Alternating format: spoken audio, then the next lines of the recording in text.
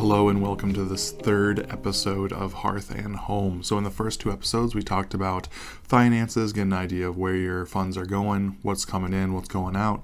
Second episode, we talked about credit score, some differences between the FICO score, the tri-merge scores, hard pull, soft pull, how your credit hurts, what helps it get back up to a healthy place for getting a mortgage loan. And now, just kind of rightly so, we're going to kind of move into what is a mortgage. So, as always, my name is Casey Smith. I'm a realtor here in Des Moines, Iowa. And as always, I am joined by my co-host, Coast. You know, I was thinking, in honor of you becoming a father, I feel like maybe every episode we should actually just kind of open up with dad-like sayings or dad jokes. What do you think about that? I like it. I like it a lot. All right. Yeah. What do you got? So, my kid asked me, do trees poop? I said, where do you think number 2 pencils come from? Well, you know, today I did have just the rudest, slowest, nastiest cashier I think I've ever had in my life. But I guess it is my fault because I went through the self-checkout line. Well, did you know that the first French fries weren't cooked in France? They were actually cooked in Greece. And on that note, back to the serious stuff, we're going to talk about mortgages today. So just to start us off, Coast, can you tell us a little bit, what is a mortgage? Yeah, for sure. So a mortgage is a legally binding document that you sign when purchasing a property. It's secured by the property itself, but it also allows the lender, which is usually a bank. There are many forms of creative lending, which I'm sure we'll get into another podcast, but to claim the property if you don't repay the loan. So if you're unable to make your monthly mortgage, like you default, then the lender can foreclose on your property and sell it to recoup their losses. So that kind of is how it balances out the risk for the lender and the bank. You know, that sounds pretty nerve-wracking, especially I think for a first-time home buyer, where this whole process, this might be like the most stressful part, is trying to figure out, okay, wow, this might be the largest investment I'm going to make for the rest of my life. So when we think about the mortgage, as you've explained, what are some of the essential components of it? Yeah, so the essential elements of the mortgage are called PITI, or often referred to as PITI, and not the kind of pity that someone takes on you when you take out a massive loan. It's a different kind of thing. Like, you may be pitied, but in this case, PITI stands for principal, interest, taxes, and insurance. So the principal is the actual amount of money that you've borrowed, while interest refers to the money you paid for the privilege of having a loan, you know? So property taxes and homeowners insurance are often included in a mortgage payment, with the lender keeping this money in an escrow account and paying it on your behalf when your tax bill or insurance premium is due. Because normally, if you're paying those things on your own, let's say if you've paid more than the 20% down, then you would pay those things in, you know, whatever billing cycle that your particular county or state uses. Okay, yeah, and that makes sense. So then, can you explain mortgage insurance? Like, does that help the buyer? Like, what does it help them in case of defaulting, or what exactly does that process look like, and why is it required? Yep, so exactly. Mortgage insurance is required by the lender when you make a down payment of less than 20%.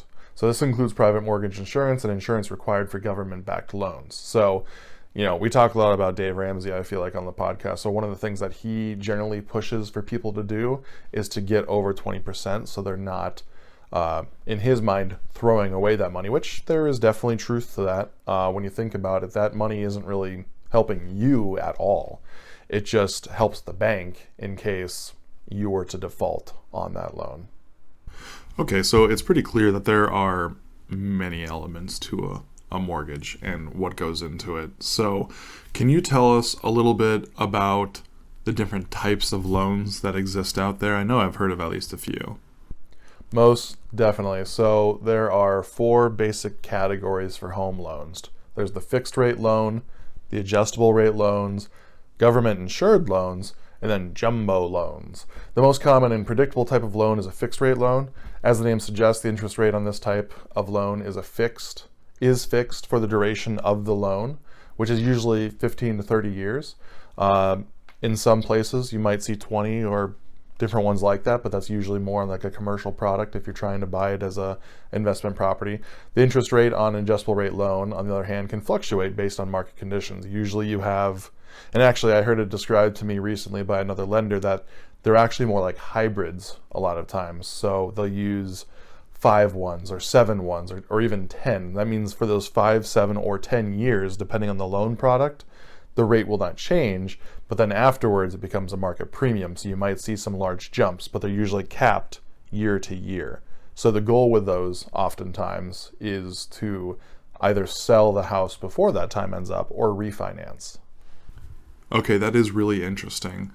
I think back to the housing crash of 2008 and just wonder, why would someone choose an adjustable rate loan over a fixed rate? Because isn't part of the reason that crash happened some of those adjustable rates kicking in and people just having their payments skyrocket and they're no longer able to afford their homes? Yeah, good follow-up. So usually people will choose that adjustable rate loan, kind of like I was saying, if they're going to move soon, if they're going to refi pretty soon, because the initial interest rate is usually lower than a fixed rate loan. So currently 6.5, and you might be able to get an adjustable rate mortgage ARM, is kind of what people call it mostly, for maybe about 5.5, somewhere, almost a full percent. So that can be a considerable amount of savings before or over those first few years of the loan. But borrowers should really carefully consider their financial situation and the risk involved before choosing that type of loan, because it can be a little bit riskier if they're stuck with the home for 15 years, which can happen. That's really good to know. All right, so you mentioned government insured loans as well as jumbo loans, which I'm not going to lie, just makes me think of chumbo jumbo. But yeah, can you explain a little bit more about what those are? Yeah, so government insured loans are guaranteed by the federal government, such as the FHA, Fair Housing Act loans, and the VA, which is the Veterans Affairs loans. These types of loans often have a lower down payment requirement and are accessible to people with lower credit scores. Jumbo loans, on the other hand, yeah, jumbo. They're loans that exceed the loan limits set by Fannie Mae and Freddie Mac, and usually for those much higher priced homes. All right, thanks for explaining that, Coast. So let's dive a little bit into the fixed rates. Why do people typically choose those loans? That's definitely correct, Casey. The 30-year mortgage is what most Americans envision when they think of home ownership. One reason why 30-year mortgages are popular is that they offer a more affordable monthly payment than a 15-year mortgage. Plain and simple. You will pay a lot more interest over the span of 30 years through a process called amortization, but you will have lower monthlies. So depending on what your goals are, one might work better than the other. But it allows borrowers to afford a more expensive home. So I know a lot of people that when they're looking at a house within a particular range, let's say 250, they start looking at the attractiveness of a $300,000 house. And this would be one of those ways to kind of creatively move things around to afford, what you're most interested in. But also a 30-year loan may free up your funds to invest in other lucrative options. So there's definitely a lot to go into it, but it's really important to consider how much money you can realistically afford to spend on a monthly mortgage payment before you start shopping for homes. Absolutely. And I think one thing that's important is just because you get pre-approved for a certain amount doesn't necessarily mean you should spend that much, because you're going to need to be cognizant of things that happen in the next 3 years with your home, closing costs, just different expenses along the way. So making sure that you're not trying to max out your pre-approval, but working within a number that you and your lender talk about that would make the most sense for your monthly payment. Because the biggest thing about the loan is that every $1,000 is actually only a $5 difference in your monthly payment or something like that. You can confirm with your lender.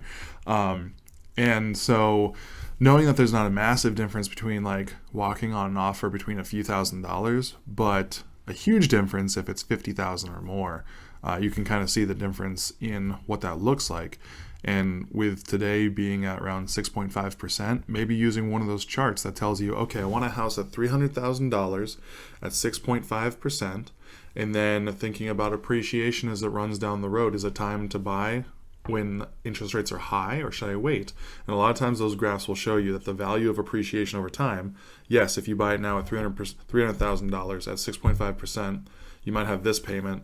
But if you wait 2 years and it drops maybe 1% or 1.5, something like that, but the house is appreciated another 10 grand, like, there's a lot that goes into it. So it's really important to try to utilize those calculators, get a good idea of why there really is no perfect time to buy.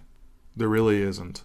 And if the rates are high now, you can refi later. That's a big benefit to the home buying process as it works kind of in our economy.